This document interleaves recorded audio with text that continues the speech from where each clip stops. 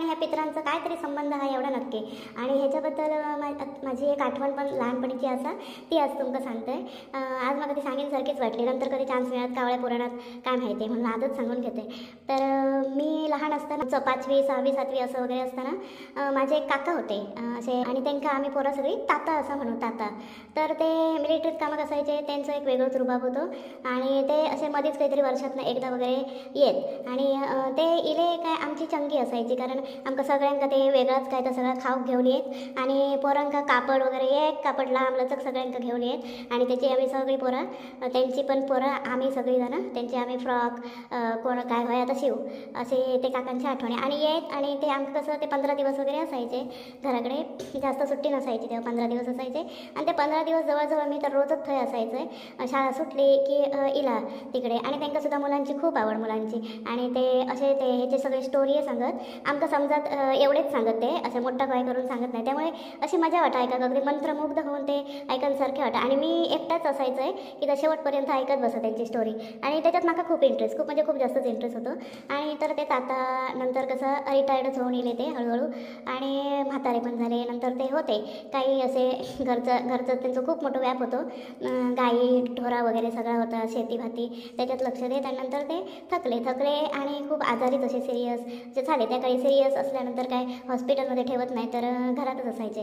घरात ठेवल्यानंतर मी तर थयच बसलेलं असायचं. ताता आपल्यातनं म्हणजे असे बोलत लोक, बापरे आता हे वाचणार नाही वगैरे वगैरे. तर आता कसं तरीच वाटतं. मग जेवढे दिवस आपण असं तेवढे दिवस अंगा खांद्यावर आम्ही त्यांच्या खेळलेली. असे ते 2 हातात असे डोक्यात धरून आमका असे उंच उचलीत आणि कानात झिंझिने आहेत. पण आमची अक्षरशः पोरांची रांग लागत असं उचलून घेऊच्यासाठी. असे त्यांचा एक वेगळाच काय हे होता, ट्रिक होती काय ती उचलूची. असे उंच असे उचलून घेत ते पोरांका असे ते. आणि असे ते ताता खूप सिरियस झाले. तर मी जास्तीत जास्त वेळ थंय बसून असायचं आहे. लहानच होतं आहे खूप मी, तरी पण ताता आता आपल्यातनं अगदी त्यांचे डोळे हिरवे होईपर्यंत म्हणजे मी प्रत्यक्ष असं बघितलं आहे. हातात हातपीत घेऊन त्यांना खोली का ठेवलेला होता, थंय जाऊन बसून रवय मी. आणि अक्षरशः अगदी शेवटच्या आदल्या दिवशीपर्यंत. आणि मी आई येऊन सांगलंय की असं असं झालं, त्यांचे डोळे आता मला हिरवे दिसतात, काय झालं आता, ते काय आता काय बरे होतात की काय ते, असं मी आई काय तर समजलं. आईन थैसून माका थैसून लांब गेल्यान अजिबात जाऊ देऊ नाही त्यांच्या घरात. आणि मग काय होतं आता तातांचा, मी घरात असायचं पण माझं लक्ष नाही काय होता. शेवटी ते दुसऱ्या दिवशीच काहीतरी गेले स्वर्गवासी झाले. आणि नंतर ते 13 दिवसांनी ते करतात कार्य वगैरे, 12-13 काय करतात होतं त्यांचं. तर पिंड देतात वगैरे येतात. कावळं शिवचं असतात. तर ते आमच्या सगळ्यांच्या असं घरांच्या मागे एक मोठा आंब्याचं झाड होता. त्याच्यात ठेवत ते तिकडे त्या झाडाखालीच नेऊन सगळे ठेवत असं काहीतरी पिंड वगैरे. ते पिंड वगैरे ठेवलेले होते. तर कावळं काय टोच मारल्यान नाही त्या कावळ्यान. आणि माझ्या एकच डोक्यात कावळ्यान माझं सगळं लक्ष तिकडेच होतं, कावळ्यान टोच नाही मारली, काय झालं असं.